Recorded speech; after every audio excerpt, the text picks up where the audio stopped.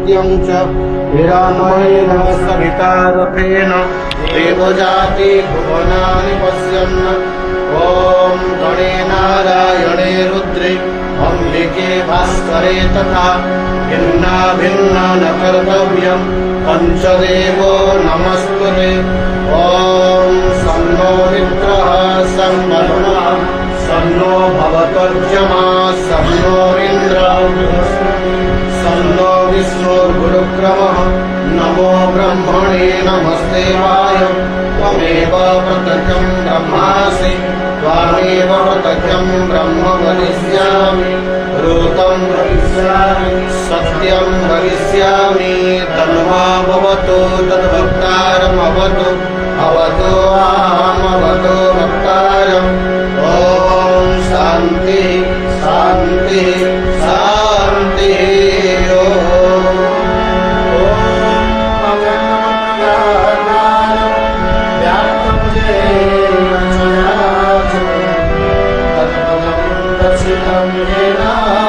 तस्मै श्री गुरवे नमः। जय गुरु जय गुरु।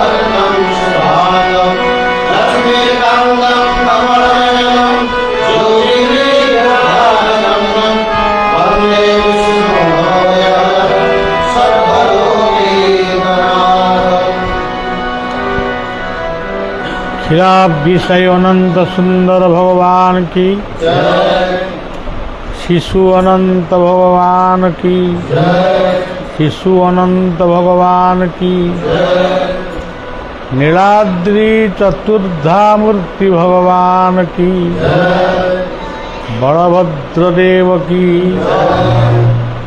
जगन्नाथ देव की, सुभद्रा माता की, चक्र सुदर्शन की, वराहनाथ भगवान की, सत्य शिव सुंदर भगवान की, बलदेव तुलसी बलदेव क्षेत्र की, श्री क्षेत्र पुरुषोत्तम धाम की, सनातन धर्म की, भारत माता की, उत्कल जननी की।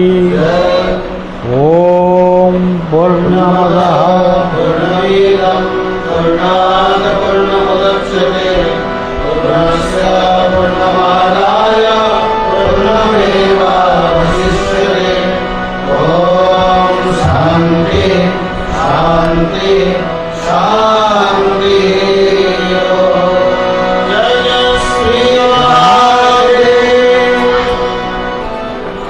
ତକିଆରେ ଟିକେ ବାଗେଇ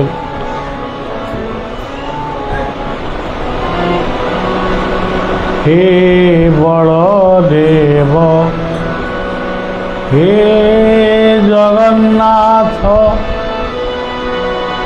সুভদ্রা মাত সুদর্শন হে বড়দেব হে জগন্নাথ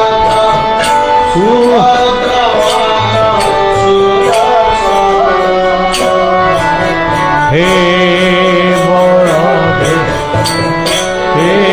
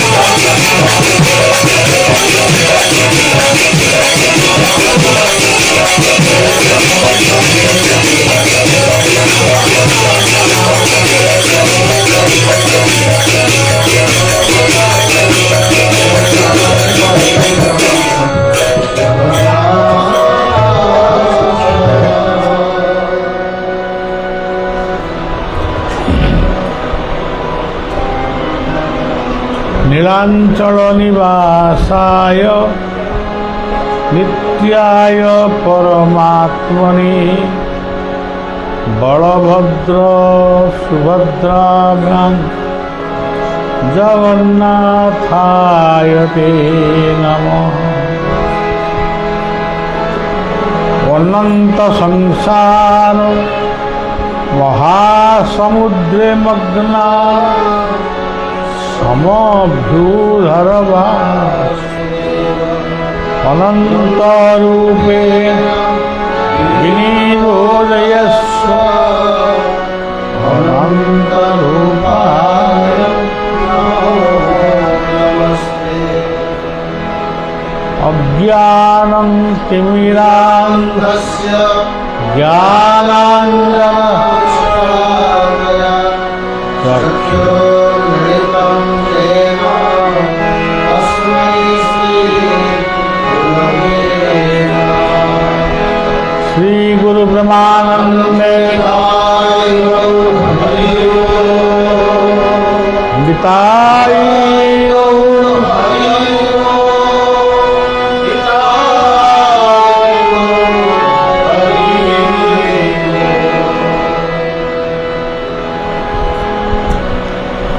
फागे मुपा नहीं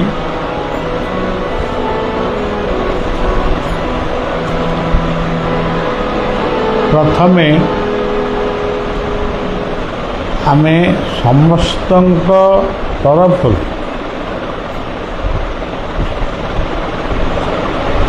आमर विश्ववंद्य प्रभु जगन्नाथ बलभद्र सुभद्रा सुदर्शन को एक अभिन्न रूप रे प्रणाम जनाऊँची एवं समस्तंकर सर्वादौ मंगल कामना कर। आजिर पृथ्वी आजिर राष्ट्र आम देश जो जो विपदर सम्मुखीन होगाकू जाऊँची से विपदरू जगन्नाथ ही रक्षा करंतु। अनंत शिशु अनंत उपरे विश्व को रक्षा करंतु। यही प्रार्थना यही निवेदन बलिया जगन्नाथ पदाब्जरे करूँ।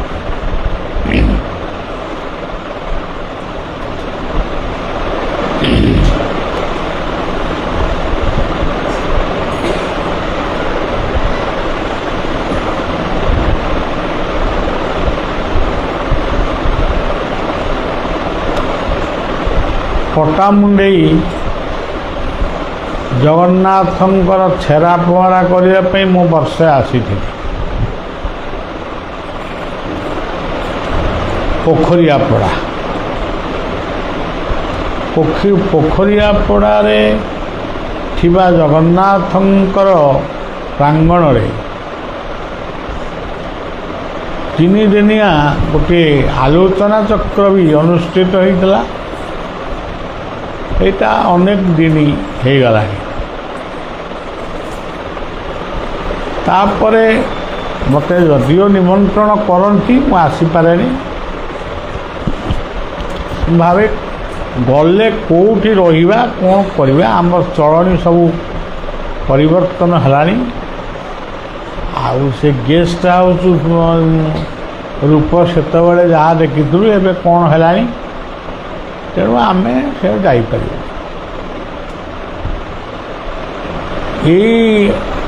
कथा चिंता भीतर थिला बेले आमर दिलीप बाबू जे कि आप दिलीप जेना जहाँ घरे आम बसीचे तांकर गोटे विनम्र निवेदन रहिला थरे नुह 2 थर नुहे 5 थर 7 थर ସେ ସବୁବେଳେ କହୁଥିଲେ ବାବା ଗୋଟିଏ ଥର ପାଇଁ ଆପଣ ଟିକେ ଘରେ ପାଦ ପକାନ୍ତୁ। ଏସବୁ ଲୋକ ଭାଷା। ପାଦଟାକୁ କ'ଣ ପକାଇବା ଆଉ ହାତଟାକୁ ଥୋଇ ଦେଇକି ଯିବା। ତେଣୁ ଯାହା ହଉ ହାତ ପାଦ ସବୁ ନେଇକିରି ମୁଁ ଥରେ କେଉଁଠୁ ଆସିଥିଲି ମୋର ବି ମନେ। ଯେତେବେଳେ ଆମେ ରାତିରେ ରହିଲୁ, ଏଇ ଯେଉଁ ସିଢ଼ି ଚଢ଼ିବା ଆଉ ଓହ୍ଲେଇବା ଏଇ ଗୋଟାକ ମୋତେ ଭାରି ଟିକେ ଅଡ଼ୁଆ ଲାଗିଲା। କିନ୍ତୁ ଗାଡ଼ିରେ ଯେତେବେଳେ ବସିଲି, ବିଦାୟ ନେଇକି ଯାଉଛି, ତାଙ୍କ ପୁଅ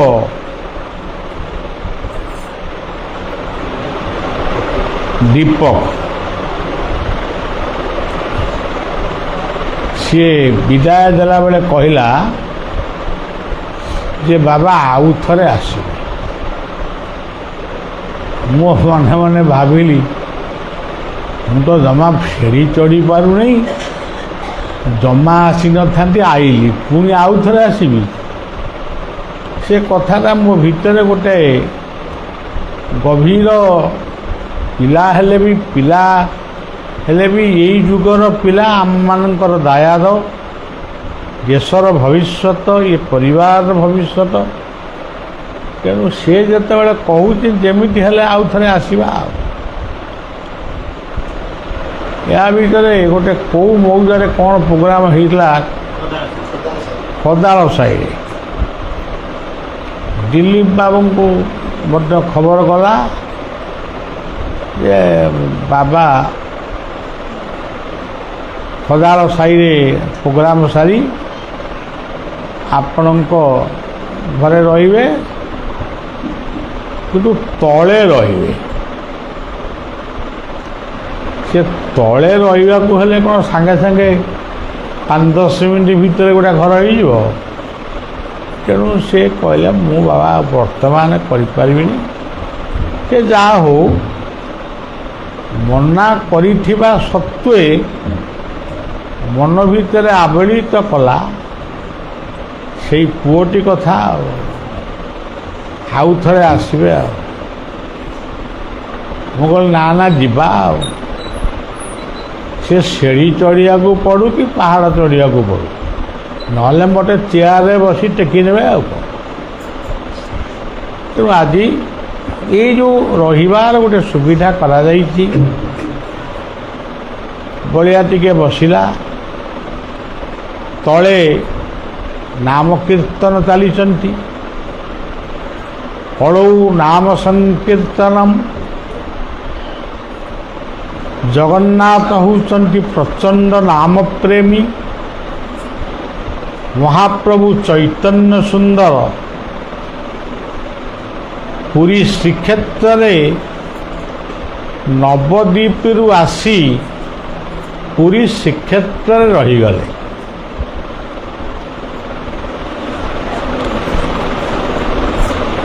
ଏବଂ ସିଏ ଆଉ ନବଦ୍ୱୀପ ଫେରିଲେ ନାହିଁ।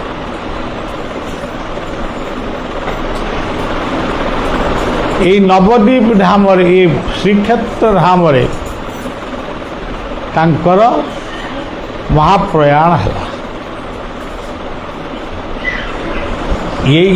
ଏଇ ଶ୍ରୀକ୍ଷେତ୍ର ହେଉଛି ଆମ ପାଇଁ ପୁରୁଷୋତ୍ତମ ଧାମ ଏବଂ ଆମ ପାଇଁ ଏଇ ହେଉଛି ନବଦ୍ୱୀପ ଧାମ। ତେଣୁ ଏଠି ଯେଉଁ ସେଇ ଜଗନ୍ନାଥଙ୍କ ନାମରେ ଆଜି ଆପଣ ଦେଖିବେ ସମଗ୍ର ପୃଥିବୀରେ ପ୍ରାୟ ସବୁ ଦେଶରେ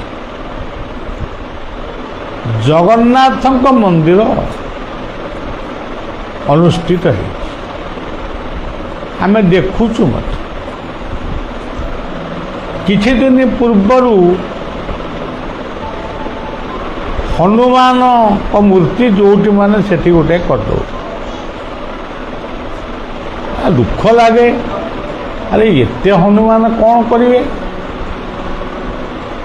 ଆଉ ତା ପୂର୍ବରୁ ସନ୍ତୋଷୀ ମାଙ୍କର ଗୋଟାଏ ମନ୍ଦିର, ସିଏ ବିଭିନ୍ନ ଜାଗାରେ ହେଲା। ତା ପୂର୍ବରୁ ତାରିଣୀ ମନ୍ଦିର ଗୁଡ଼ାଏ ଜାଗାରେ ହେଲା। କିନ୍ତୁ ଜଗନ୍ନାଥଙ୍କ ମନ୍ଦିର ସେଇ ତୁଳନାରେ ଜଗନ୍ନାଥ ଶବ୍ଦ ଉପରେ ସମସ୍ତଙ୍କର ଭଲ ପାଇବା ଥାଏ। କିନ୍ତୁ ମନ୍ଦିର କଲାବେଳକୁ କିଏ ତ୍ରିନାଥ ମେଳା କରନ୍ତି, କିଏ ସନ୍ତୋଷୀ ମା ବ୍ରତ କରନ୍ତି, କିଏ ଗୋଟେ କ'ଣ କରନ୍ତି। ଆଉ କିଛି ଭକ୍ତମାନେ ଅଛନ୍ତି ସେ କିଛି କରନ୍ତିନି, ସେ କେବଳ ଗୁରୁଙ୍କ ମନ୍ଦିର କରନ୍ତି। ସେଠିକି କିଏ ଯାଉ ବା ନ ଯାଉ, କିନ୍ତୁ ଗୁରୁଙ୍କ ମନ୍ଦିର। ସବୁ କଥାର ଗୋଟାଏ ଆରମ୍ଭ ଅଛି, ସବୁ କଥାର ଗୋଟାଏ ଶେଷ ମଧ୍ୟ ଅଛି। ତେବେ ଯାହା ହଉ, ଏଇ ଯେଉଁ ଜଗନ୍ନାଥ ବୋଲି 4ଟି ଅକ୍ଷର, ବଳଦେବ ହେଉଛନ୍ତି 4ଟି ଅକ୍ଷର, ସୁଭଦ୍ରା ହେଉଛନ୍ତି 3ଟି ଅକ୍ଷର, ସୁଦର୍ଶନ ହେଉଛନ୍ତି 4ଟି ଅକ୍ଷର। ବଳଦେବ 4 ଅକ୍ଷର, ଜଗନ୍ନାଥ 4 ଅକ୍ଷର, ଇଏ ହେଲା 4 4 8, ସୁଭଦ୍ରା ହେଲେ 3 ଅକ୍ଷର 11 ଅକ୍ଷର, ସୁଦର୍ଶନ ହେଲେ 4 ଅକ୍ଷର 11 4 15 ଅକ୍ଷର। ଆମର କୁହାଯାଏ 14 ବ୍ରହ୍ମାଣ୍ଡ। ତାକୁ କିଏ ଦେଖିକିରି କହୁଛି କି ଅନୁମାନ କରି କହୁଛି ଆମେ କହିପାରିବାନି, କିନ୍ତୁ ଏମିତି ତ ଲୋକ କହୁଛନ୍ତି ଆଉ 14 ବ୍ରହ୍ମାଣ୍ଡ। ବଡ଼ ମୁସ୍କିଲ ହେଲା ଏମିତି ହେଲା।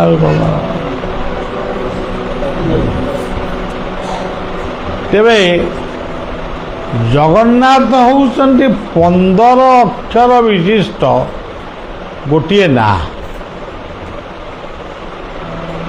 ତାମାନେ 14 ବ୍ରହ୍ମାଣ୍ଡକୁ ଯିଏ ବ୍ୟାପିକିରି ଅଛନ୍ତି, 14 ବ୍ରହ୍ମାଣ୍ଡ ଯାହାଙ୍କର ଦାୟିତ୍ୱ, ସେ 14 ବ୍ରହ୍ମାଣ୍ଡ ଉପରେ ଆଉ ଗୋଟିଏ ବ୍ରହ୍ମାଣ୍ଡ ଅଛି, ସିଏ ହେଉଛି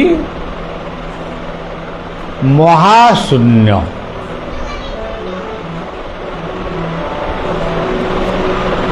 ଯେଉଁଠି କୌଣସି ମୂର୍ତ୍ତି ମନ୍ଦିର କିଛି ନାହିଁ, କୌଣସି ବ୍ରତ ଉପାସନା ଏସବୁ କିଛି ନାହିଁ, କେବଳ ଗୋଟିଏ ଅଦୃଶ୍ୟ ଜ୍ୟୋତି ସେ ରହିଛନ୍ତି। ସିଏ ପୁଣି ଆଖିକି ଦେଖାଯାଆନ୍ତି ନାହିଁ। ଆମମାନଙ୍କର ଏଇ ଚର୍ମ ଚକ୍ଷୁରେ ସେ ଦେଖାଯାଆନ୍ତି ନାହିଁ, କିନ୍ତୁ ଅଛନ୍ତି। ତାଙ୍କରି ଉଦ୍ଦେଶ୍ୟରେ ବିଶେଷ ଭାବରେ ହିନ୍ଦୁମାନଙ୍କ କଥା କହୁଛି, ଦୀପଟିଏ ଲାଗେ, ଧୂପଟିଏ ଦିଆଯାଏ, ଯଜ୍ଞଟିଏ ହୁଏ, ସୂର୍ଯ୍ୟ ପୂଜା ହୁଏ। ଏଇ ଯେଉଁ ଦୀପ ଲଗେଇବା, ସୂର୍ଯ୍ୟ ପୂଜା କରିବା, ଏତେ କଥା କାହିଁକି ହୁଏ? କାହାଙ୍କର ଉଦ୍ଦେଶ୍ୟରେ ହୁଏ? ସେ ହେଉଛନ୍ତି ସେଇ ଅଦୃଶ୍ୟ ଜ୍ୟୋତି ନିରାକାରଙ୍କ ଉଦ୍ଦେଶ୍ୟରେ। ଆମେ ଏଠି ଜନ୍ମ ହେଇଛୁ,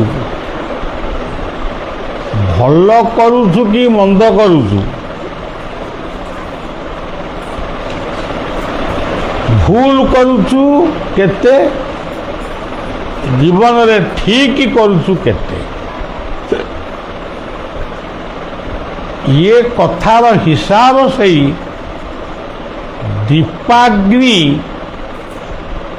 ଦୀପାଗ୍ନି ଦୀପରେ ଜଳୁଥିବା ପ୍ରଜ୍ୱଳିତ ଅଗ୍ନି ସିଏ ସେଇ ଅଦୃଶ୍ୟ ଜ୍ୟୋତିଙ୍କ ପାଖରେ ସାକ୍ଷୀ ଦିଅନ୍ତି। ଆଜି ଆମେ ଏଇଠି ଗୋଟିଏ ସତ୍ସଙ୍ଗରେ ବସିଛେ ବା ଏକତ୍ର ହେଇଛେ, ନାମ କୀର୍ତ୍ତନ କରୁଛେ। କାଲିକି ହୁଏତ ଅନେକ ମନେ ରଖିବେ, ଅନେକ ଭୁଲିଯିବେ। ଆଉ ମାସେ ଖଣ୍ଡେ ପରେ ଯଦି ପଚରାଯାଏ ସେ ମନେ ପକାଇବେ, ହଁ ହଁ ହେଇଥିଲା। କିନ୍ତୁ ଦୀପାଗ୍ନି ସାକ୍ଷୀ ରହିଲା। এই ଦୀପାଗ୍ନି ରୂପକ ଜ୍ୟୋତି, ସେ ଅଦୃଶ୍ୟ ଜ୍ୟୋତି ନିରାକାରଙ୍କୁ ଜଣେଇବ ଇଏ ଜୀବନରେ ସତ୍ସଙ୍ଗ ଏତିକି କରିଛନ୍ତି, ପୂଜାର୍ଚ୍ଚନା ଏତିକି କରିଛନ୍ତି, ପରର ଉପକାର ଏତିକି କରିଛନ୍ତି, କେତେ ସ୍ୱାର୍ଥପର ହେଇଛନ୍ତି, କେତେ ନିଃସ୍ୱାର୍ଥପର ହେଇଛନ୍ତି, କେତେ କାମନା କରିଛନ୍ତି, କେତେ ନିଷ୍କାମ ଭକ୍ତି କରିଛନ୍ତି। ଏ ସବୁ କଥା ସେ ନିଶ୍ଚିତ ଭାବରେ ଜଣେଇବେ। ସେଇ ଅନୁଯାୟୀ ଆମର ପରଜନ୍ମ ତୈରି ହେବ। ଆମେ ସେମିତିଆ ଗୋଟେ ଜନ୍ମ ପାଇବୁ ଯେଉଁ ଜନ୍ମରେ ଆମେ ଭଲ କାମ କରିବୁ, ଯଦି ଭୁଲ କରିଥିବୁ ଭୁଲ କାମ କରିବୁ। ଆମର ଗୀତାରେ ଗୋଟିଏ ପ୍ରମାଣ ଅଛି, ଯେଉଁମାନେ ଯୋଗ କରୁ କରୁ, ନାମ କରୁ କରୁ, ସତ୍ସଙ୍ଗ କରୁ କରୁ ଯଦି ମଝିରେ ବାଟବଣା ହେଇଯାଆନ୍ତି, ଭୁଲ ବାଟରେ ଯାଆନ୍ତି, ତାଙ୍କର ମୃତ୍ୟୁ ଗୋଟେ ଧନୀ ଗୃହରେ ହୁଏ। ସେ ଧନୀ ଗୃହରେ କାହିଁକି ହୁଏ? ତାଙ୍କୁ ଗୋଟେ ମନେ ପକାଇବାକୁ ହୁଏ ଯେ ତମେ ପୂର୍ବଜନ୍ମରେ ସତ୍ସଙ୍ଗ କରୁଥିଲ, ଯୋଗାସନ କରୁଥିଲ, ଧ୍ୟାନ ପ୍ରାଣାୟାମ ଆଦି କରୁଥିଲ, ଲୋକଙ୍କୁ ସାହାଯ୍ୟ କରୁ, କିନ୍ତୁ ମଝିରେ ତୁମେ ବାଟବଣା ହେଇଗଲ। ଯେଉଁ ଯୋଗ ତପସ୍ୟା ତୁମେ କରୁଥିଲ, ସେଇ ଯୋଗ ତପସ୍ୟା ଆଦିର ଫଳ ତମକୁ ଗୋଟିଏ ଧନୀ ଗୃହରେ ଜନ୍ମ ଦିଆଗଲା। ଯଦି ସେ ଧନକୁ ଅପବ୍ୟବହାର କଲା, ଧନକୁ ଅପବ୍ୟବହାର କରିବାର ତ ଧନକୁ କେମିତି ଅପବ୍ୟବହାର କରାଯାଏ ସେ କଥା ଆଜିର ଲୋକମାନେ ଭଲ କରି ଜାଣିଛନ୍ତି। ଲୋକଙ୍କ ପକେଟରେ ଯଦି ପଇସା ହେଇଯାଏ, ସେ କାହାକୁ ଦାନ କରିବେ କି ଧ୍ୟାନ କରିବେ ସେସବୁ ନାହିଁ। ଅନେକ ଲୋକ କରନ୍ତି, କିନ୍ତୁ ବହୁତ ଲୋକ କେବଳ ଖାଇବା ପିଇବା ନାଚିବା କୁଦିବାରେ ସେ ପଇସାକୁ ଖର୍ଚ୍ଚ କରନ୍ତି। ତେଣୁ ପୁଣି ଭୁଲ କାମ କଲେ ପୁଣି ତଳକୁ ଖସିବେ, ହିତଜନରେ ଜନ୍ମ ହେବେ। ଆପଣମାନେ ଆଜି ଦେଖିବେ, କଥାଟାକୁ ଆପଣମାନେ ବିଚାର ମଧ୍ୟ କରିବେ। ଆଜି ବିବାହଘର ହେଉଛି, କେତେ ଲକ୍ଷ ଟଙ୍କା ଖର୍ଚ୍ଚ ହେଉଛି। ସେ ଟଙ୍କାର କେତେ ଲକ୍ଷ ଟଙ୍କା ଖର୍ଚ୍ଚ ହେଉଛି, ବିବାହ ପୂର୍ବରୁ ମୁଦି ଦିଆନିଆରେ ସେ କେତେ ଲକ୍ଷ ଟଙ୍କା ଖର୍ଚ୍ଚ ହେଉଛି। गोटे कौन मेहेंदी ना कौन गोटे पर्व हूँ से भी लक्ष लक्ष टका खर्च हो। अरे साधु सन्त मैंने किए आई चेयर फेयर केमी कौन तेणु केते अर्थ खर्च हो विवाहर भोजी रे से तो जहाँ खर्च हो विवाहर पर पुणी आउ गुड़ा कौन भोजी अच्छी से भी केते पैसा कर जड़े व्यक्ति जदि भाविब ये पैसा को मु सदुपयोग करी गोटे अनाथ आश्रम पिलामानकु जामा पेंट देवी गोटे अनाथ वृद्ध बुढ़ा बुढ़ी आश्रम को जाई सेठी तांकु कमल खंडे देवी कि बिस्कुट देवी ता द्वारा से जो कल्याण बा आशीष टिके पाइबे सी कौन यही नाच कूदारे मद मादकटारे मद्य मांसरे कौन से मिल तेणु मनीष मुंडे से कथा पशु से अमुक लोक एमती बाहागर कर अमुक लोक मु भी ताठारू आहरी अधिक करी शांति होउची केवल आज आपण मान एठी जहाँ कर पटामुंडई भली गोटे ऐतिहासिक आध्यात्मिक सहर यार किछि दूर में रही लक्ष्मी बराह मंदिर लक्ष्मी बराह क्षेत्र से मध्य प्रसिद्ध क्षेत्र ये पटामुंडई ठारे जगन्नाथ मंदिर रही बड़ बाबाजी राधारमण देवंकर पवित्र आश्रम एठी रही आमे जति हिसाब मने मने अच्छे ये पवित्र क्षेत्र रे आज जो कार्यक्रमटी हैला बा एटी होउछ यही होउची आम जीवनर गोटे समीक्षा एटी जीवन को समीक्षा करागला ये लोकटी पाप करिची भूल बाटर जाइची किंतु सतसंग जीवन रे करिची साधु संग जीवन रे करिची तीर्थ पर्यटन करिची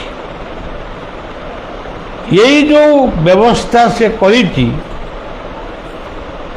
ये सेई चारोटी अक्षर जदि से जप करिवो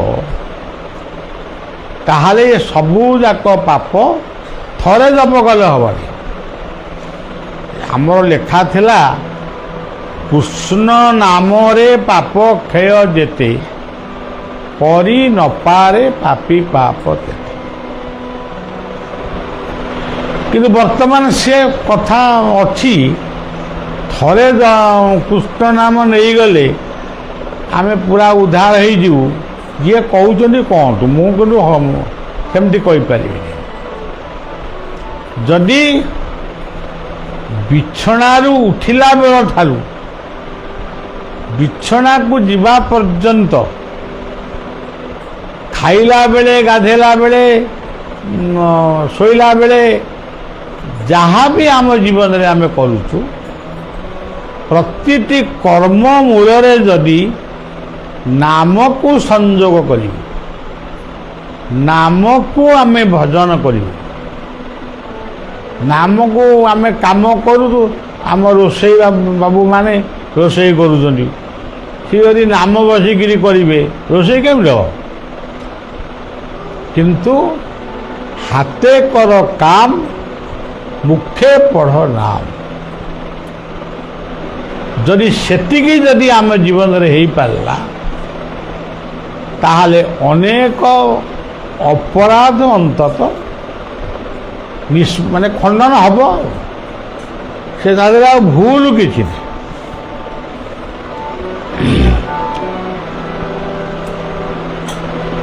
অপরাধের স্বভাব আমার ক্ষমা দেবা স্বভাব অপরাধে স্বভাব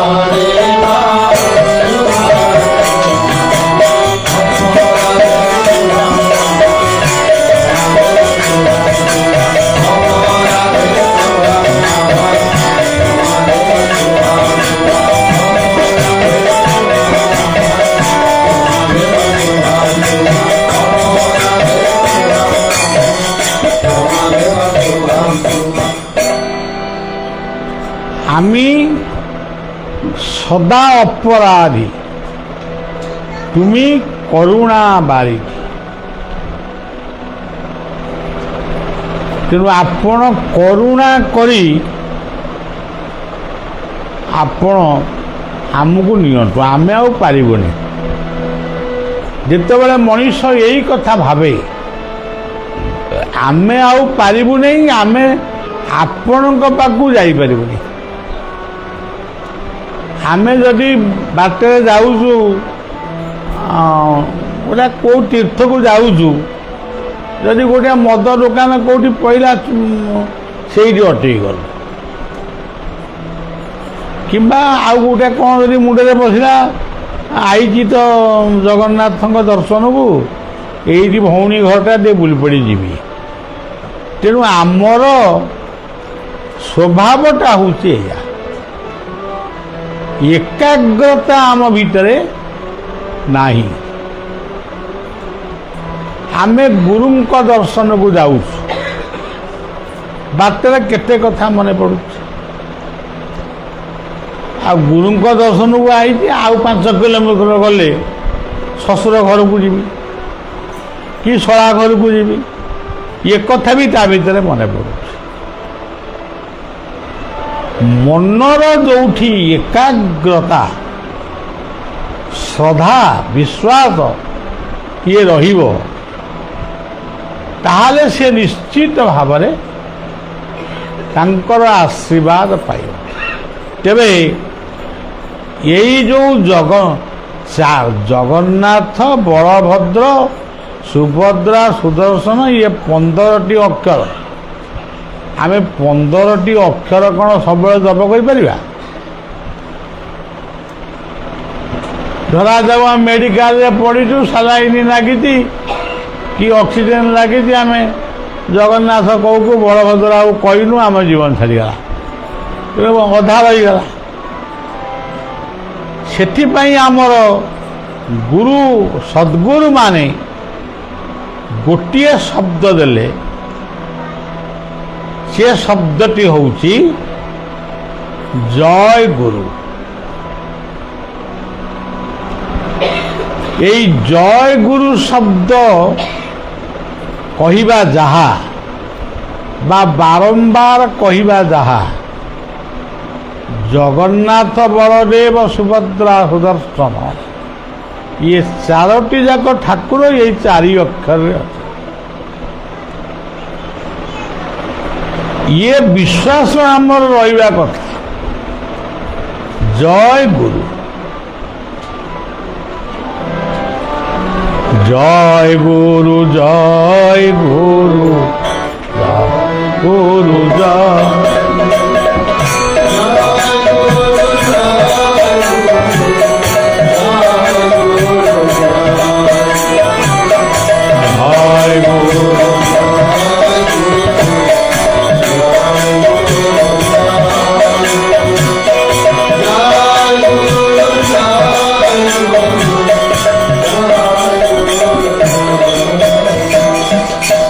দুই জন হাটুয়া ହାଟରୁ ଫେରୁଥିଲେ, ନଦୀ କୂଳରେ ପହଞ୍ଚିଲେ।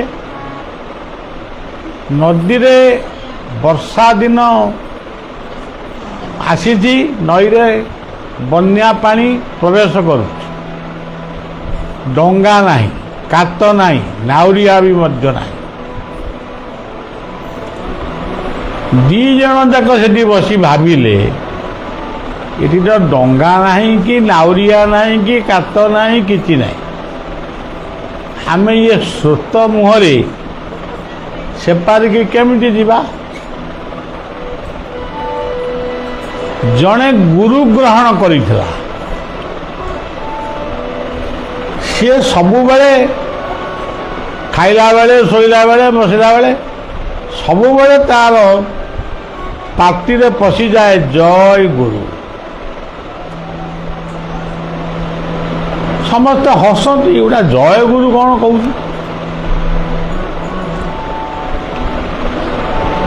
ଆଉ ଜଣେ ଗୁରୁ କରିନଥିଲା, କିନ୍ତୁ ସବୁ ଠାକୁରଙ୍କୁ ଡାକେ। ବାଟରେ ଯେତେ ଠାକୁରଙ୍କ ମନ୍ଦିର ଦେଖିବ, ସବୁଠି ଗୋଟେ ଗୋଟେ ମୁଣ୍ଡିଆ ମାରିବ। ହେ ଶିବ ରକ୍ଷା କର, ହେ ବିଷ୍ଣୁ ରକ୍ଷା କର, ହେ ହନୁମାନ ରକ୍ଷା କର, ହେ ରାମ ରକ୍ଷା କର। ଏମିତି ସେ ଘରେ ପହଞ୍ଚିଲା ବେଳକୁ 50ଟା ମନ୍ଦିର, 50ଟା ମନ୍ଦିର ମୂର୍ତ୍ତି ଦେଖି ଦେଖିଆ ଯିବ। ଆପଣମାନେ ଏବେ ବି ଯେଉଁ ଜାଗାରୁ ସବୁ ଆପଣମାନେ ଆଇଛନ୍ତି, ଆପଣ ମନେ ପକାନ୍ତୁ, ଆପଣଙ୍କ ଘରୁ ଏଠି ପହଞ୍ଚିଲା ବେଳକୁ କେତେ ମନ୍ଦିର ହେଇଯିବ। ସିଏ ମନ୍ଦିର ତମକୁ ଡାକୁନାହାନ୍ତି, ତମେ କେବଳ ବଳେ ପଶୁଛ। କେବଳ ଆମେ ଯାଉଛୁ ଗୋଟେ ସତସଙ୍ଗକୁ, କିନ୍ତୁ ଜଗନ୍ନାଥଙ୍କୁ ମୁଣ୍ଡିଆ ମାରିଲୁ, ବଳଭଦ୍ର, ଆମେ ଭାବୁଛୁ ଯେତେ ମୁଣ୍ଡିଆ ମାରିବୁ, ଯେମିତି ବାଛୁରୀ ଯେତେ ମୁଣ୍ଡିଆ ମାରିବ ଗାଈ ସେତେ କ୍ଷୀର ଦେବ। ତେଣୁ ଆମର ଗୋଟେ ଧାରଣା ହେଇଯାଇଛି, ଆମେ ଯେତେ ମନ୍ଦିର ପାଖରେ ମୁଣ୍ଡିଆ ମାରିବୁ ଆମକୁ ଠାକୁର ସେତେ ବର ଦେବେ। ସେଭଳି କିଛି ପ୍ରମାଣ ନାହିଁ। ଜଣଙ୍କୁ ଡାକ, ଗୋଟିଏ ନାମରେ ସବୁ ଠାକୁରଙ୍କୁ ଡାକ। ଧରାଯାଉ ତୁମେ ଜଗନ୍ନାଥଙ୍କୁ ଭଲ ପାଉଛ, ସେ ଜଗନ୍ନାଥଙ୍କ ରୂପରେ ଯେଉଁ ମନ୍ଦିରକୁ ଗଲେ ବି ସେ ଜଗନ୍ନାଥ ବୋଲି କୁହ। ତମେ ଘରେ ଠାକୁର ପୂଜା କର, ଗୋଟେ ଗୋଟେ ଘରେ ମୁଁ ଦେଖେ 20ଟା କି 18ଟା ଫଟୋ। ଇରେ ମା, ଏତେ ଫଟୋ କାହିଁ ରଖିଛୁ? ନା ଇଏ ସରସ୍ୱତୀଙ୍କ ଫଟୋ, ଇଏ ଗଣେଶ। ମାନେ ତାଙ୍କର ଗୋଟେ ମନରେ ଅଛି, ସରସ୍ୱତୀ କେବଳ ବିଦ୍ୟା ଦିଅନ୍ତି, ଗଣେଶ କେବଳ ବୁଦ୍ଧି ଦିଅନ୍ତି, ଲକ୍ଷ୍ମୀ ଧନ ଦିଅନ୍ତି। ଏଇ ଯେଉଁ ବିଶ୍ୱାସ, ଅନ୍ଧବିଶ୍ୱାସ, କେବଳ ଲକ୍ଷ୍ମୀଙ୍କୁ ଯଦି ରଖିକିରି ତାଙ୍କୁ ସବୁ ମାଗିବ ସେ ସବୁ ଦେବେ, ଯଦି ଗଣେଶଙ୍କୁ ରଖିକିରି ସବୁ ମାଗିବ ସେ ବି ସବୁ ଦେବେ। କିନ୍ତୁ ଆମର ସେ ବିଶ୍ୱାସ ନାହିଁ। ଇଏ ନଈ କୂଳରେ ଯିଏ 2 ଜଣ ପଥିକ ବସିଛନ୍ତି, ଜଣେ କହୁଛି ଡର କାହାକୁ, ଭୟ କାହାକୁ, ଠାକୁର ଅଛନ୍ତି ପ୍ରଭୁ।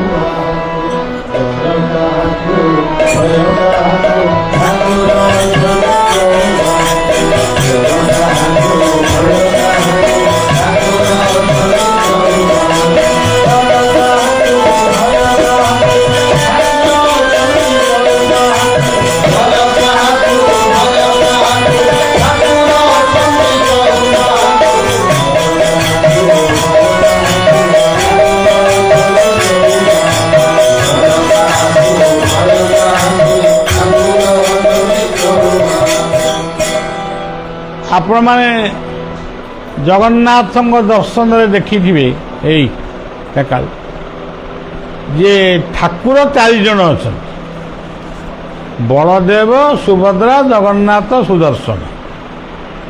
ହାତ କେତୋଟି? ହାତ ଯଦି ଗଣିବେ, ଠାକୁର ଯଦି ଗଣିବେ 4, କିନ୍ତୁ ହାତ ଯଦି ତାଙ୍କର ଗଣିବେ ସିଏ ମଧ୍ୟ 4।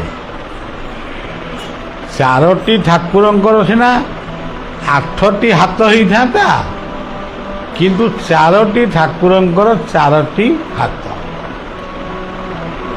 ସେ 4 ହାତ ଠାକୁର କିଏ? ଭଲ କାମ କଲେ, ଧରନ୍ତୁ ଆପଣ ଘର ଶୁଭ ଦେଲେ, ଘରଟିଏ କରିବା ପାଇଁ, ସେଇ ଯେଉଁ ଘର କରିବି ବୋଲି ଶୁଭଟିଏ ଦେଲେ ବା ସଂକଳ୍ପ ନେଲେ, ସେଇ ଗୋଟିକ ହେଉଛି ଶଙ୍ଖ ନିନାଦ। ସେଦିନ ଶଙ୍ଖ ବାଜିଲା। ଯେତିକି ଦିନ ସେ ଘର ତିଆରି ହେବାକୁ ଲାଗିଲା, ସେତିକି ଦିନ ହେଉଛି ଚକ୍ର, ସୁଦର୍ଶନ ଚକ୍ର। ତାପରେ ସେ ଘରକୁ ଆପଣ ଗୋଟେ ମାନେ ଡେକୋରେସନ କଲେ, ଏଇଟା ବେଡରୁମ୍, ସେଇଟା ଡାଇନିଂ ରୁମ୍, ଏଇଟା ଗେଷ୍ଟ ରୁମ୍, ଏମିତି ଯେଉଁ କଲେ, ଠାକୁର ଘରଟିଏ ରଖିଲେ, ଗୁରୁଙ୍କୁ ଆମନ୍ତ୍ରଣ କଲେ, ସାଧୁସନ୍ଥମାନଙ୍କୁ ସେବା କଲେ, ଶାସ୍ତ୍ର ପଠନ କଲେ। ଇଏ ହେଉଛନ୍ତି ଗଦା। ଗଦା କହିଲେ ଗତିଦାତା। ତାପରେ ଆପଣ ଖୁସିରେ ରହିଲେ। ଆଉ ଏଇ ଯେଉଁ ଖୁସିରେ ଶାଗ ଭାତ ଖାଇ ଖୁସିରେ ରହିଲେ, ସେଇ ଗୋଟାକ ହେଉଛି ପଦ୍ମ। ତେଣୁ ଶଙ୍ଖ, ଚକ୍ର, ଗଦା, ପଦ୍ମ।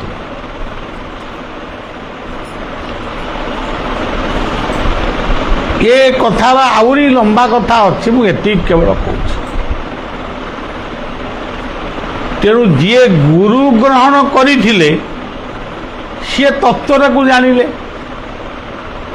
ସିଏ କହିଲେ ଡର କାହାକୁ, ଭୟ କାହାକୁ, ଠାକୁର ଅଛନ୍ତି ଚଉବାହାକୁ। ସିଏ କହିଲେ ଆରେ ଆମେ ଠାକୁର ଅଛନ୍ତି ଆଉ ଡରୁଛୁ ଆଉ। ତୁ ଏକାଥରକେ ଜୟ ଗୁରୁ, ଜୟ ଗୁରୁ କହିକି ନଈକି ନେଇ ପଡ, ପାରି ପଳେଇବୁ। ଆଉ ଆପଣ ଜାଣିଛନ୍ତି ଭାଗବତର ପଦ, ଏନାବେ ଗୁରୁ କର୍ଣ୍ଣ ଧାର।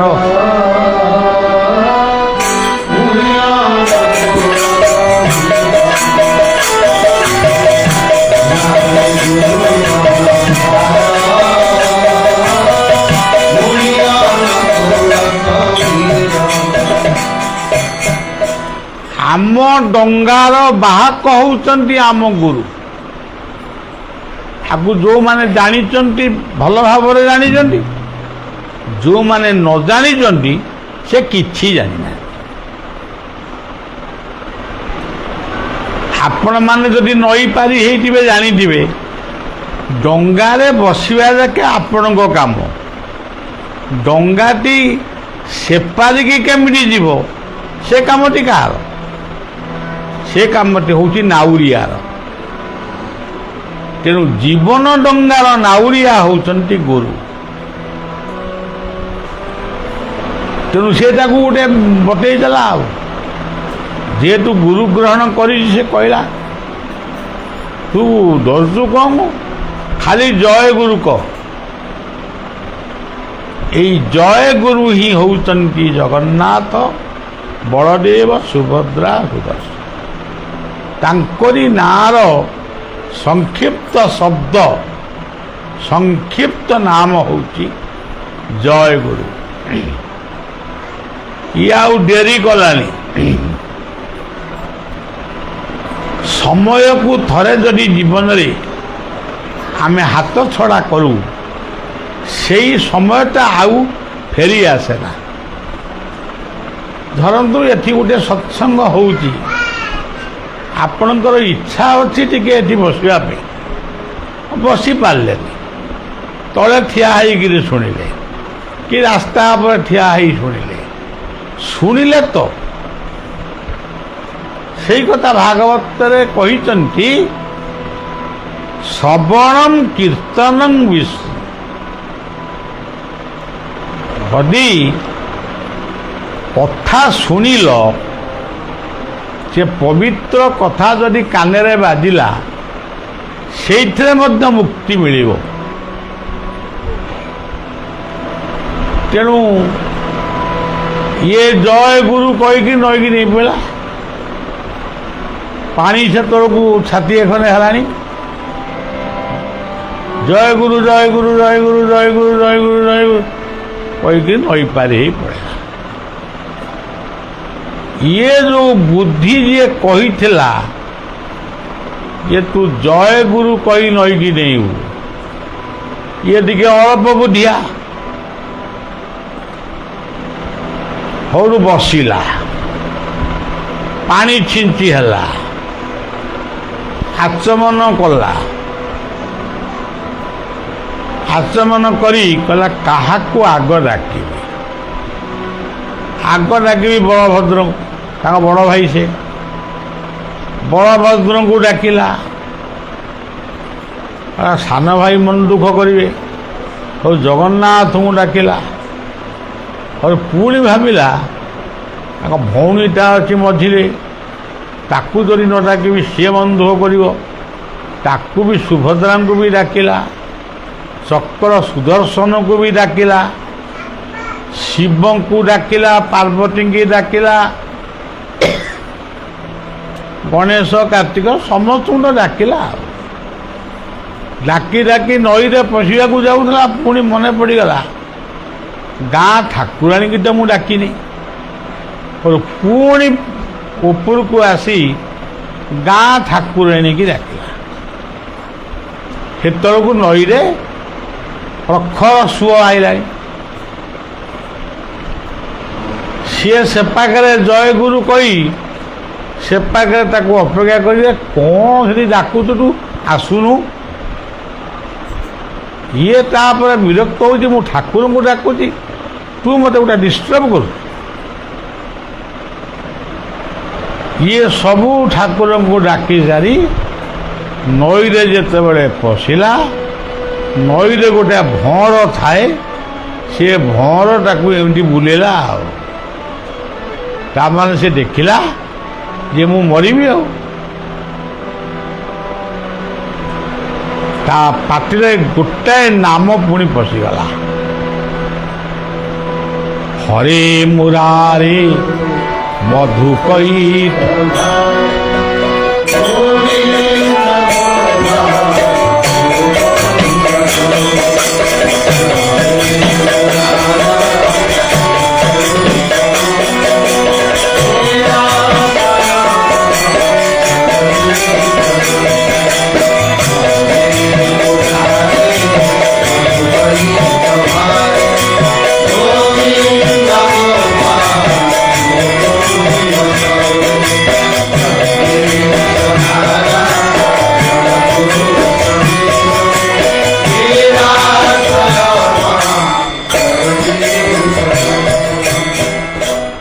ଦୁଃଖକୁ ଯିଏ ହରଣ କରନ୍ତି ସେ ହରେ।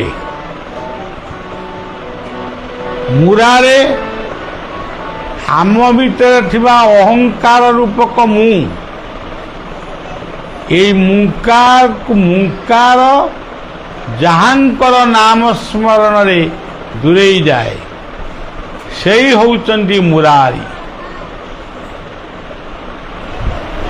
ହରେ ମୁରାରେ ମଧୁ କୈଟବାରେ, ଗୋବିନ୍ଦ ଗୋପାଳ ମୁକୁନ୍ଦ। ଏ ସବୁ ନାମର ଗୋଟେ ଗୋଟେ ଅର୍ଥ ଅଛି। ଗୋବିନ୍ଦ କହିଲେ ପ୍ରାକୃତିକ ବିପର୍ଯ୍ୟୟ ବେଳେ ଯିଏ ମଣିଷକୁ ସାହାଯ୍ୟ କରେ ସେଇ ହେଉଛନ୍ତି ଗୋବିନ୍ଦ। ମଧୁ କୈଟଭଙ୍କୁ ବିନାଶ କରି ଯିଏ ପୃଥିବୀକି ତିଆରି କରିଥିଲେ ସେଇ ହେଉଛନ୍ତି ମଧୁ କୈଟଭ। ଏ ଚଣ୍ଡୀ ଶାସ୍ତ୍ରରେ ପଢ଼େ। ଯଜ୍ଞେଶ୍ୱର ନାରାୟଣ ଯେତେବେଳେ ଇଏ ସୃଷ୍ଟି ତିଆରି ହେଲା, ପ୍ରଜାପତି ବ୍ରହ୍ମା ଯଜ୍ଞ କରିକିରି ଗୋଟେ ଯଜ୍ଞରୁ ଏ ସୃଷ୍ଟିକି ଉତ୍ପନ୍ନ କଲେ। ଏତେ କଥା କହିବା ପରେ ଶେଷ କଥାଟି କହିଲେ, ଯେତେବେଳେ କାହାରି ଆଶ୍ରୟ ମିଳେ ନା, କେହି ତମକୁ ଆହା କରିବା ପାଇଁ ପଦେ କଥା ବି କହନ୍ତି ନାହିଁ। ଆପଣମାନେ ଆଜି ଦେଖୁଛନ୍ତି ଗୋଟାଏ ଲୋକ ଗୋଟାଏ କଟୁରୀ ଧରିକିରି ଆଉ ଗୋଟାଏ ଲୋକକୁ ହାଣିବା ପାଇଁ ଦୌଡ଼ୁଛି। ଶହ ଶହ ଲୋକ ଠିଆ ହେଇଛନ୍ତି। ସମସ୍ତଙ୍କ ହାତରେ ଶକ୍ତି ଅଛି, ସାମର୍ଥ୍ୟ ଅଛି, କିନ୍ତୁ ସାହସ ନାହିଁ। ହେଲେ ଆମକୁ ହାଣି ପକେଇବ ସେ, ତା ମଧ୍ୟ ଅସମ୍ଭବ ନୁହେଁ। ଏବେ ଆପଣମାନେ ଗୋଟେ ଦେଖିଥିବେ, ଏଇ 4-5 ଦିନ 6 ଦିନ ଭିତର କଥା, ଆମର ସେଇ କଟକ ଟାଉନ ପାଖ ଗାଁ ଜଣେ କ୍ରିକେଟ ଖେଳାଳି, ସେ ଖେଳିବାକୁ ଆଇଛି। ଏ ପିଲା ଯେଉଁ କ୍ରିକେଟ ଖେଳନ୍ତି, ସେ ଖେଳିବାକୁ ଆଇଛି। ତାକୁ ଆଉ ଜଣେ କହୁଛନ୍ତି ଯେ ତୁ କ'ଣ କ୍ରିକେଟ ଖେଳିଛୁ, ଗୋଟେ ବନ୍ଧୁକ କ'ଣ ଧରିଛୁ? ଏମିତି ଗୋଟାଏ ଗେଲ ନକଲ କଥାରେ, ମାନେ ଯେମିତି ସାଙ୍ଗ ସାଙ୍ଗ ଭିତରେ ଗୋଟାଏ ତୁ ତାରେ ରା ବେ ବା ହୁଅନ୍ତି, ସେମିତି କଥାରେ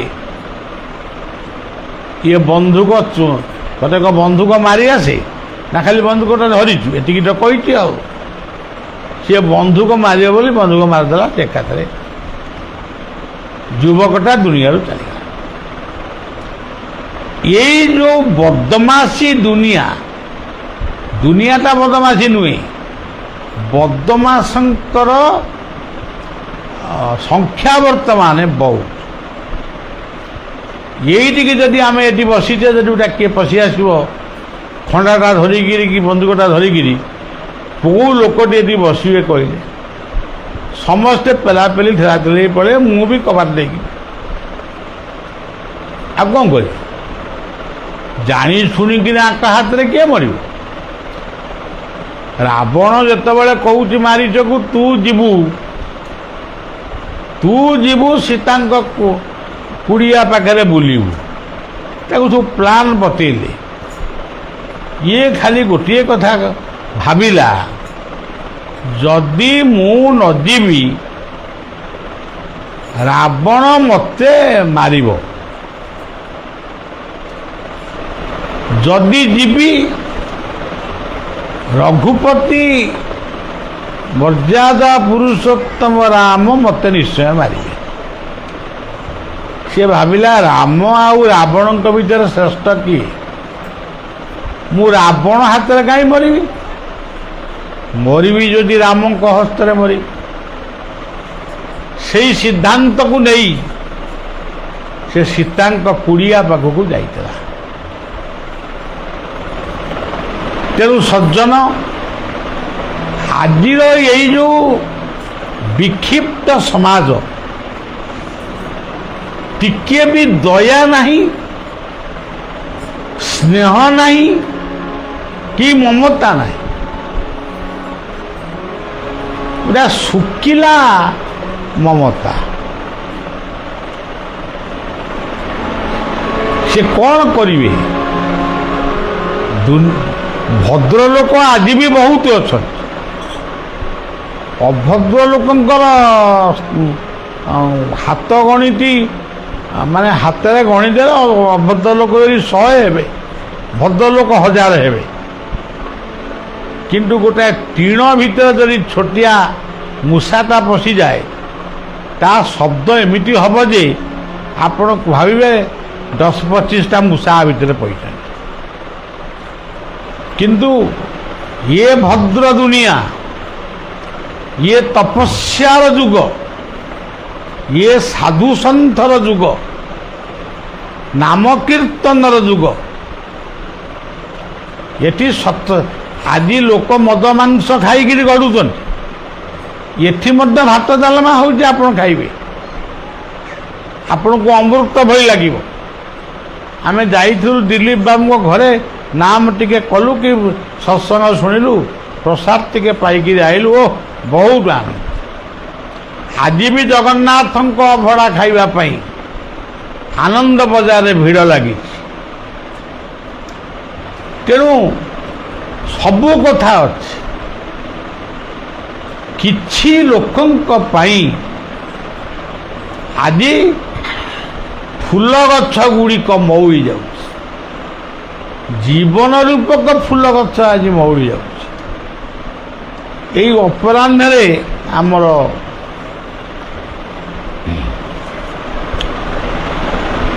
ଆମର ଦୀପକଙ୍କ ଆମ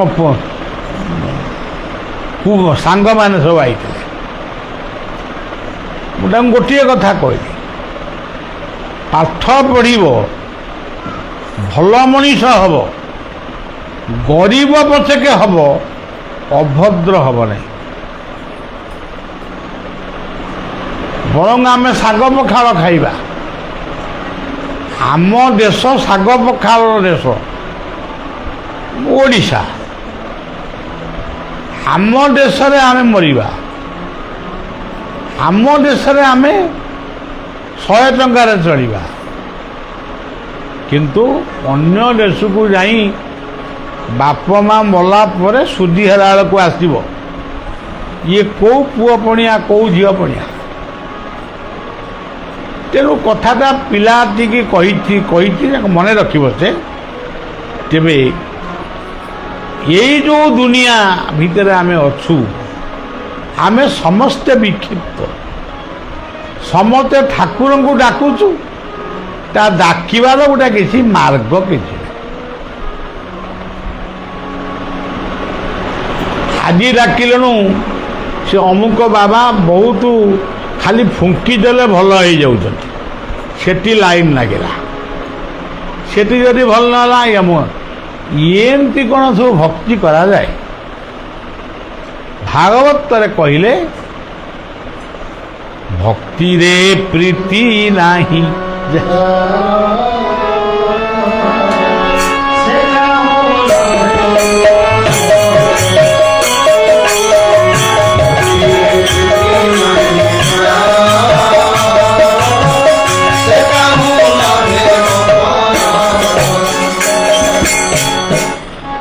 ସେ ନଈ ପାଣି ପାଖରେ ବସି ଜଗନ୍ନାଥ, ବଳଭଦ୍ର, ସୁଭଦ୍ରା, ସୁଦର୍ଶନ, ଶିବ, ଦୁର୍ଗା, ପାର୍ବତୀ ସମସ୍ତଙ୍କୁ ଡାକିଲା। ପାଣି ବହୁତ ବଢ଼ିଗଲା, ସମୟକୁ ନଷ୍ଟ କଲା। ସମୟର ଅସଦୁପଯୋଗ କରିବା ଦ୍ୱାରା ସମୟର ନଈ ପାଣି ବଢ଼ିଗଲା, ଦେଇ ପଇଲା। ଜଗନ୍ନାଥଙ୍କ ପ୍ରତି ଭକ୍ତି ଅଛି, ତୁ ଦେଇ ପଇଲା। ସେ ପାଣି ଭିତରେ ଗୋଟେ ଭଅଁର ତାକୁ ବୁଲେଇଲା, ସେଇଠି ସେ ଡାକିଲା ଏଇ ଯେଉଁ ନାମଟି, ଯଜ୍ଞେଶ ନାରାୟଣ।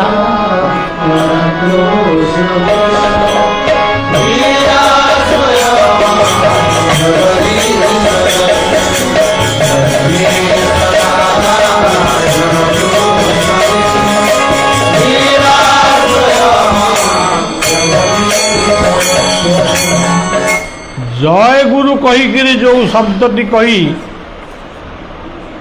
ଆର ପାଖରେ ଯେଉଁ ବାଟୋଇଟି ପହଞ୍ଚି ଯାଇଛି, ତାକୁ ପହଁରା ଆସେ। ଇଏ ଲୋକଟିକି ପହଁରା ଆସେ ନା, ଖାଲି ଭକ୍ତି କରି ଜାଣିଛି, ଘର ଓଳେଇବା ବି ଜାଣିନି। ତେଣୁ ସିଏ ପହଁରା ଜାଣିଛି, ସିଏ ପୁଣି ତା ସାଙ୍ଗ ବୁଡ଼ି ଯାଉଛି ବୋଲି ସିଏ ବି ସେଇ ଜୟ জয় গুরু জয় গুরু জয় গুরু জয়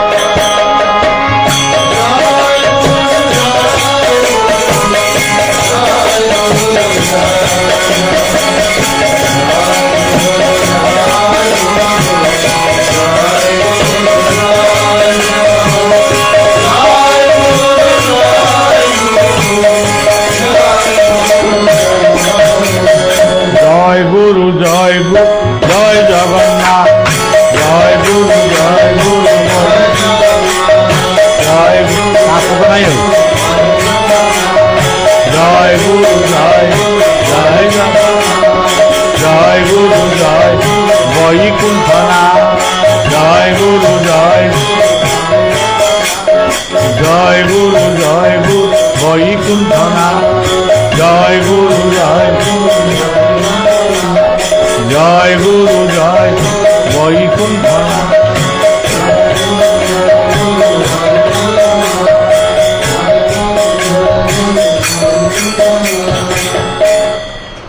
ସିଏ ନଈକି ଡେଇଁ ପଡ଼ିଲା, ତାକୁ ଉଠେଇକିରି ନେଲା, ତାକୁ ତା ପାଟିରେ ଯେଉଁ ପେଟ ଭିତରେ ପାଣି ଗୁଡ଼ାକ ପଡ଼ିଲା ତାକୁ କାଢ଼ିଲା, ଯେମିତି ଟିକେ ଭଲ ଅବସ୍ଥାକୁ ଆଇଲା। ତାକୁ ପଚାରିଲା, ତୁ ତ ମୋତେ ଜୟଗୁରୁ କହିଲୁ, ମୁଁ ଡେଇଁ ପଡ଼ିଲି, ତୁ ସେଠି କ'ଣ କରୁଥିଲୁ? ନା ଆରେ ମୁଁ ସେଠି ପୁରା ବସିକିରି ସବୁ ଠାକୁରଙ୍କୁ ଡାକୁଥିଲୁ। ସବୁ ତ ଠାକୁରଙ୍କୁ ଡାକିଲ, କେଉଁ ଠାକୁର ତତେ ରକ୍ଷା କଲେ? ଏଇ ଦେଖନ୍ତୁ ଗୋଟେ କରୋନା ବୋଲି ଗୋଟେ ମହାମାରୀ ଆମର ଏଇ ଆସିଲା। ଆପଣମାନେ ଲକ୍ଷ୍ୟ କରିଥିବେ 2 ବର୍ଷରୁ 3 ବର୍ଷ ସମଗ୍ର ପୃଥିବୀ ଦୋକାନ ବଜାର ସବୁ ଶୂନ ହେଇଗଲା। ସାଇକେଲ ଟିକେ ଚାଲିବା ମଧ୍ୟ କଷ୍ଟ। ଘର ଭିତରେ ଲୋକ ବସି ଟିଭି ଦେଖିଲେ କି କ'ଣ କଲେ, ତାଙ୍କର ଯେମିତି ସମୟ କଟେଇଲେ। ଆଉ ଏତେ କଷ୍ଟ ପାଇବା ପରେ ଯେମିତି କରୋନା ମୁକ୍ତ ସମାଜ ହେଇଗଲା। ଏବେ ବି କରୋନା ଅଛି, କିନ୍ତୁ ମୋଟାମୋଟି ମୁକ୍ତ ହେଇଛି। ଆଉ ତାପରେ ଚାଲିଲା ଯେଉଁ ଫେଚକାମୀ କି ସେଇ ଫେଚକାମୀ। କାହାରି ଭିତରେ ଆଉ ଦୟା ନାହିଁ କି ମାୟା ନାହିଁ। କେହି ଭାବୁନେଇ ଆରେ ଗୋଟାଏ ଭୂତାଣୁ, ଗୋଟେ ଏଡ଼ିକି ବକଟେ ଭୂତାଣୁ ତା ରୂପ, ସିଏ ଆସିକିରି ଆମ କେତେ ଯୁବକମାନଙ୍କୁ, ବୃଦ୍ଧମାନଙ୍କୁ, କେତେ ମହାନ ଲୋକମାନଙ୍କ ଜୀବନ ନେଇଗଲା। ତେଣୁ ଆମେ କିବା ଲୋକ କ'ଣ ଆମ ଦ୍ୱାରା ହେବ? ଏତେ ମନ୍ଦିର ଆମେ କଲୁ, ଏତେ ଠାକୁର ପୂଜା କଲୁ, ଗୋଟେ ପଣା ସଂକ୍ରାନ୍ତି ହେବ ଖାଲି ସ୍ୱାହା ସ୍ୱାହା ସ୍ୱାହା।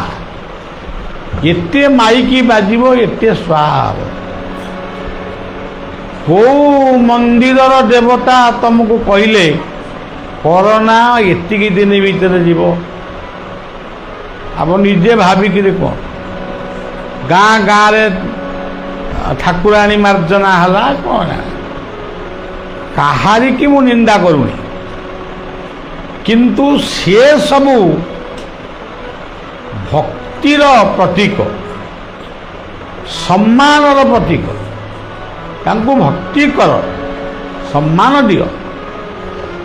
କିନ୍ତୁ ଆଜି ବିଜ୍ଞାନ ଅଗ୍ରଗତି ହେଇଛି।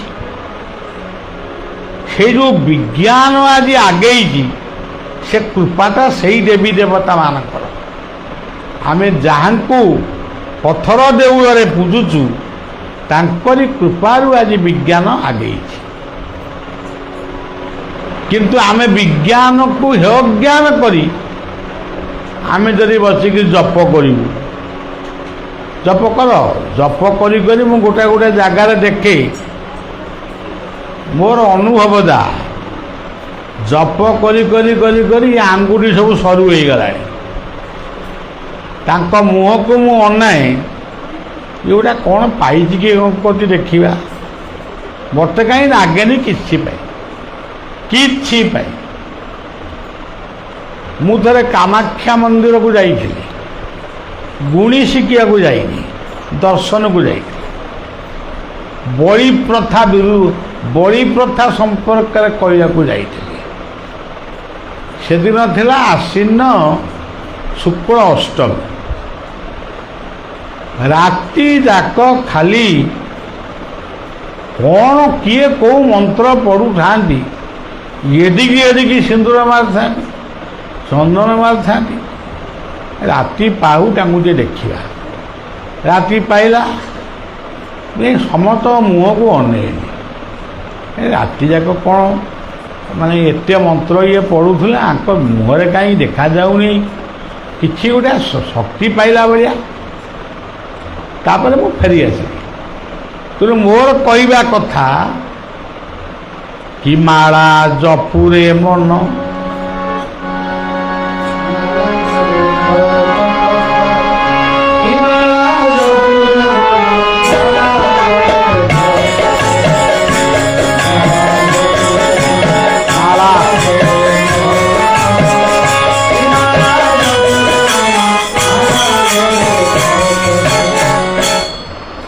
ମାଳା କେତେବେଳେ ଜାଗା ଜପିବ? ଧରାଯାଉ ତୁମକୁ ଡାଇରିଆ ହେଲା, ତମେ ପଟାମୁଣ୍ଡେଇ ମେଡ଼ିକାଲରେ ପଡ଼ିଲ, ତୁମକୁ ସାଲାଇନ୍ ଲାଗିଲା, ସେତେବେଳେ ମାଳାଟାକୁ କେମିତି ଜପ କରିବ? ତେଣୁ ସ୍ମରଣ ମାତ୍ରକେ ସେ ସବୁ ଶୁଣନ୍ତି। ଏଇ ବିଶ୍ୱାସଟା ଆମର ରହିବା ଦରକାର। ତେଣୁ ପବିତ୍ର ଜୟ ଗୁରୁ ଶବ୍ଦ,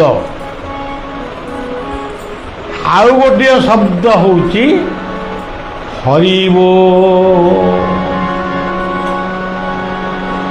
ଆମେ ସବୁବେଳେ କହୁ ଆନନ୍ଦ କେବାର ହରିବୋଲ ହରିବୋଲ ହରିବୋଲ ବୋଲରେ ହରି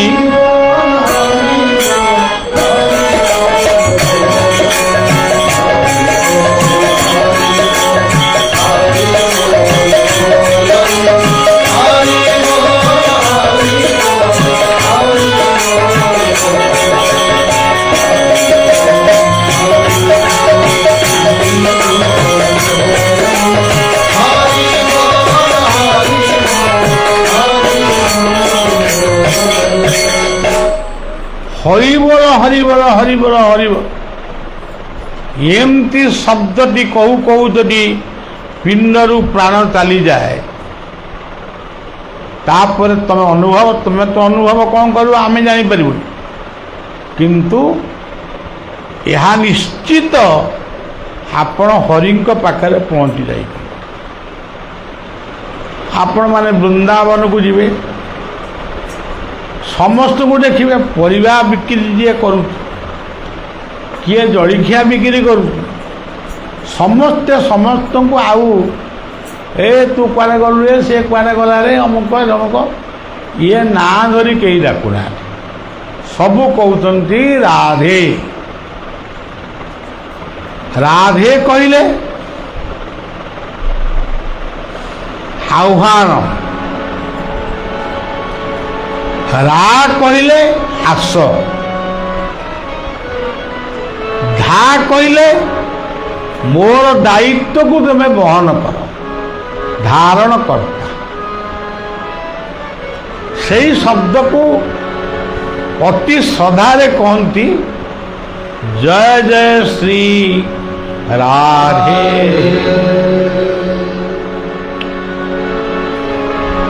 ତେଣୁ କିଏ ଜୟଗୁରୁ କୁହ, କିଏ ହରିବୋଲ କୁହ, କିଏ ରାଧେ କୁହ, ଗୋଟିଏ ଶବ୍ଦ ବ୍ୟବହାର କର। ଯଦି ଆପଣମାନେ କହିବେ ନାହିଁ ଆମେ ଆମର ଜଗନ୍ନାଥ କହିବୁ, ତାହେଲେ କୁହ। ସେଇ ଜଗନ୍ନାଥ, ସେଇ ହେଉଛନ୍ତି ଶିବ, ସେଇ ହେଉଛନ୍ତି ଶକ୍ତି। ଯଦି ଆପଣ ଶିବଙ୍କର ନାଁ ନେବେ, ସେଇ ଶିବ ହେଉଛନ୍ତି ବିଷ୍ଣୁ, ସେଇ ଶିବ ହେଉଛନ୍ତି ବ୍ରହ୍ମା, ସେଇ ଶିବ ମଧ୍ୟ ହେଉଛନ୍ତି ଗୁରୁ। ଗୁରୁ ବ୍ରହ୍ମା ଗୁରୁ ବିଷ୍ଣୁ ଗୁରୁ ଦେବ ମହେଶ୍ୱର। ତେଣୁ ଏକ ବିଦ୍ୟା ସୁରକ୍ଷିତା। ମନଟି ଗୋଟିଏ ନାମରେ ଗୋଟିଏ ସ୍ଥାନରେ ରହୁ, ତାହେଲେ ଜୀବନରେ କିଛି ପାଇବେ। ସେ ସ୍ୱପ୍ନରେ ଆସି କହିବେ। ଯେଉଁମାନଙ୍କର ବିଶ୍ୱାସ ଅଛି ଅନେକ ସମୟରେ ସେମାନେ ସ୍ୱପ୍ନରେ ବି ବର ପାଆନ୍ତି।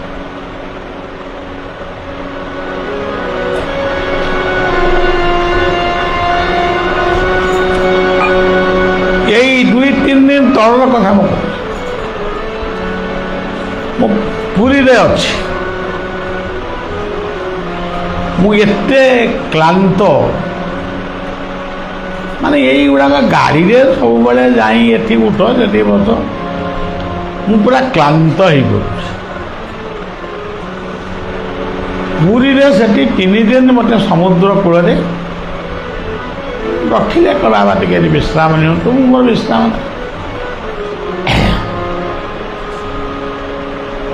ତ କାମ ସଇଲେ ସିନା ବିଶ୍ରାମ ନେବ, ଆଉ କାମ ଥାଇକି ବିଶ୍ରାମ ନେବ। ଗୋଟିଏ ଭକ୍ତର ସ୍ତ୍ରୀ ସେ ସ୍ୱପ୍ନରେ ଦେଖିଲା ମୁଗ ଡାଲମା ଆଉ ଅନ୍ନ ଟିକେ କରି ମୋତେ ଖାଇବାକୁ ଦେଉଛି। ତା ପରଦିନ ସକାଳୁ ତାର ସ୍ୱାମୀଙ୍କର ଆଖି ତାକୁ ଟେଷ୍ଟ କରିବା ପାଇଁ ସେ କଟକ ଆସିଲେ। ସେ କ'ଣ କଲେ, ଡାଲି ଚାଉଳ ଏମିତି ସବୁ କ'ଣ ତାଙ୍କର ଆଣିକିରି ଆମେ ରହିବା ଜାଗାରେ, ଆମର ଗୋଟେ ପୁରୀରେ ଛୋଟିଆ ଆଶ୍ରମ ହେଉଛି, ସେ ଆଶ୍ରମରେ ସବୁ ଦେଇକିରି ଗଲେ। କହିଲେ ବାବା ତ କିଛି ଖାଉନାହାନ୍ତି, ମୁଁ କିଛି ଖାଇପାରୁନି, ଆଉ ବାବାଙ୍କୁ ଟିକେ ଏଇ ସ୍ୱପ୍ନ ଦେଖିଛି, ଟିକେ ଭାତ ଡାଲି ଗୋଳେଇକି ଦେବ। ସେ ଚାଲିଗଲା। ତା ମନ ନେଇ ସିଆଡ଼େ ତା ସ୍ୱାମୀ ପାଖରେ ଅଧେ, ଏଠି ବାବାଙ୍କ ପାଖରେ ଅଧେ। ବାବା ଖାଇଲେନି କି ନାହିଁ, ଏଠି ମୋର ଖାଇବାର କିଛି ନାହିଁ। ମୁଁ କହିଲି ଗୋଟେ ଆଣ, ଗୋଟେ ଏମିତି କ'ଣ ଗ୍ରାଇଣ୍ଡିଙ୍ଗ କରିକିରି ସେ କ୍ଷୀର ଆଉ କ'ଣ ଏମିତି ସେ ତ କ'ଣ ଆଣିକି ଦେଲେ। ସେ ଆଣିକିରି ଥୋଇଛନ୍ତି। କିଏ ଜଣେ କହିଲା, ଆମ ଏ ମଣ୍ଟୁ ଭାଇ କହିଲେ, ଯାହାର ମାନେ ବୋଲ, କହିଲେ ବାବାଙ୍କୁ ଟିକେ ପ୍ରସାଦ ଆଣିକି ଦେଉନା, ଯେତିକି ଖାଇବେ ଖାଇବେ, କ'ଣ ହେଲା, ଗୋଟିଏ ଗୁଳା ଖାଇବେ।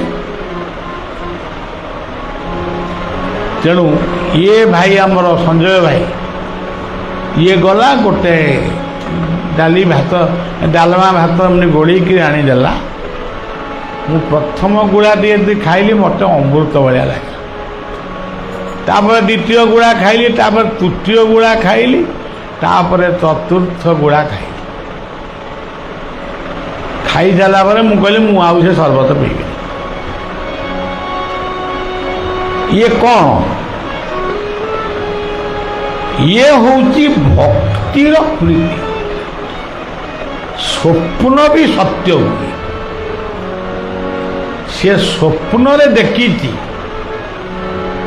ତାର ବିଶ୍ୱାସ ରହିଛି ଯେ ମୁଁ ଭାତ ଡାଲମା ଟିକେ କରି ବଳିବାକୁ ଦେବି, କିନ୍ତୁ ଭାତ ଡାଲମା ପାଖରେ ମୋ ମନର ବ୍ୟତିକ୍ରମ ଘଟୁଛି। ମୁଁ ସର୍ବତ ପିଇକିରି ଶୋଇବି। ସର୍ବତ ଗିଲାସ ଆଜି ଥୁଆ ହେଲା, ମୁଁ ତାକୁ ହାତରେ ବି ଧଇଲି, କିନ୍ତୁ ଖାଇଲି ସେଇ ଯେଉଁ ଅନ୍ନପ୍ରସାଦ। ସବୁରି ପ୍ରସାଦ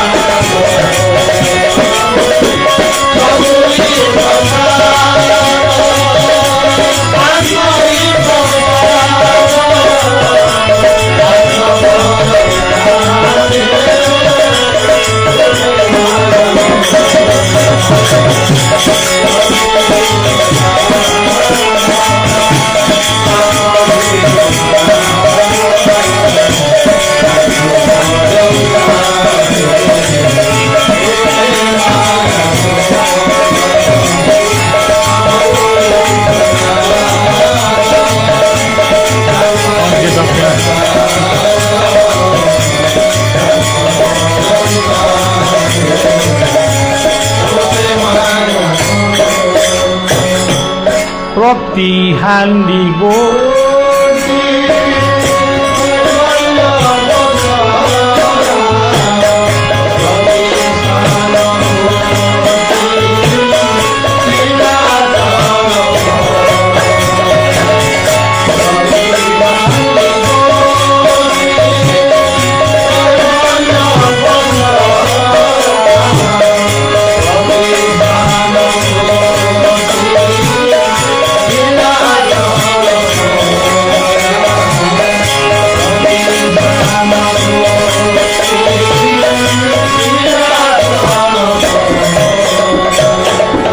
ପୁରୀ ଠାରୁ ପୁରୀ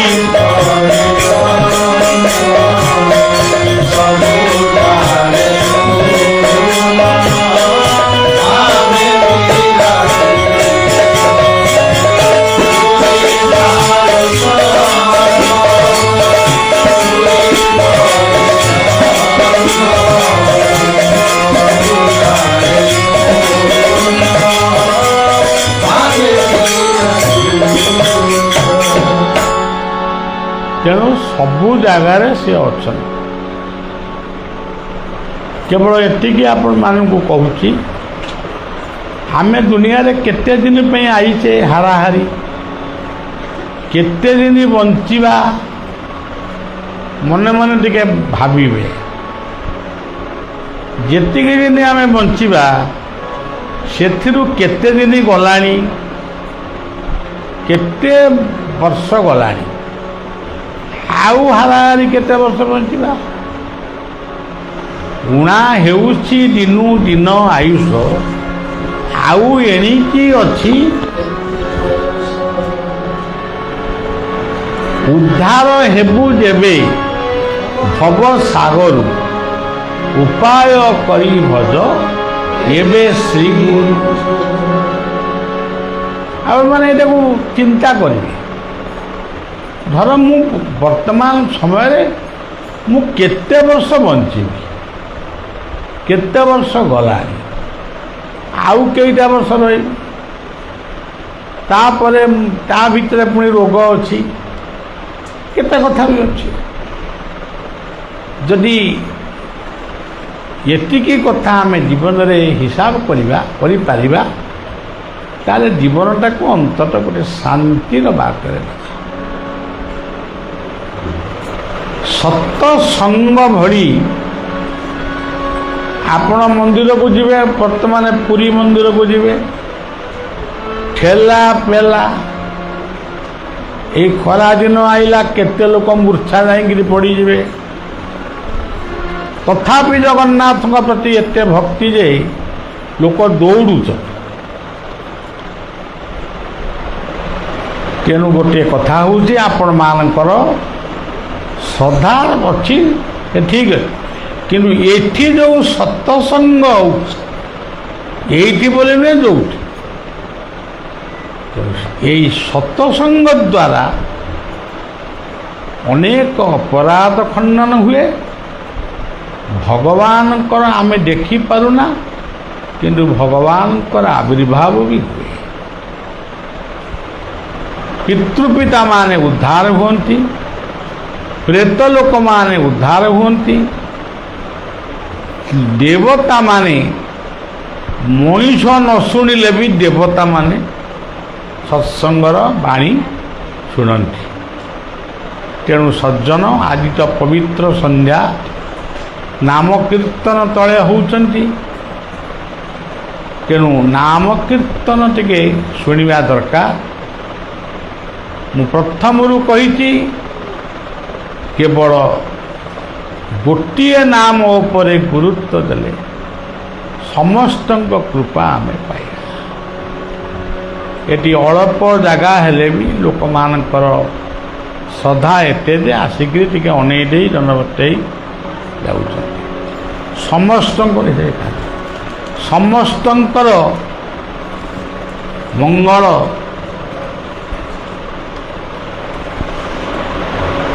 ସମସ୍ତଙ୍କର ପଟ୍ଟାମୁଣ୍ଡେଇର କେନ୍ଦ୍ରାପଡ଼ା ଜିଲ୍ଲାର ଆଳି ରାଜକନିକାରୀର ଏ ଜିଲ୍ଲାର ଏବଂ ଏଠାରେ ଯେଉଁମାନେ ବସିଛନ୍ତି ସମସ୍ତଙ୍କର ଶୁଭ ଇଚ୍ଛା ପୂର୍ଣ୍ଣ ହେଉ, ସମସ୍ତେ ଭଗବତ କୃପା ଲାଭ କରନ୍ତି। ଏହି ପ୍ରାର୍ଥନା କରୁଛି। ଦିଲ୍ଲୀପ ଆଉ ଦମୟନ୍ତୀଙ୍କର ଶୁଭେଚ୍ଛା, ତାଙ୍କର ବି ଶୁଭ ଇଚ୍ଛା ପୂର୍ଣ୍ଣ ହେଉ। ପୁଅ ଦୀପକ ଆଉ ଦୀପ୍ତିମୟୀ କନ୍ୟା, ସେମାନଙ୍କର ଇଚ୍ଛା ପୂର୍ଣ୍ଣ ହେଉ। ଆଉ ଆପଣମାନଙ୍କର ପରିବାରରେ ଯେଉଁ ପୁଅ ଝିଅମାନେ ଅଛନ୍ତି ସେମାନଙ୍କୁ ଭଲ ମଣିଷ କରି ଗଢ଼ନ୍ତୁ, କରିବାକୁ ଚେଷ୍ଟା କର, ହେୟ ଜ୍ଞାନ କରିବେ ନାହିଁ। ଶେଷରେ ଜଗତର ମଙ୍ଗଳ ହେଉ, ଏତିକି କହି ମୋର କଥାକୁ ବିଶ୍ରାମ ଦେଉଛି ଏବଂ ନାମ ଟିକେ କରନ୍ତୁ, ତାପରେ ବାଣୀକି ବିଶ୍ରାମ।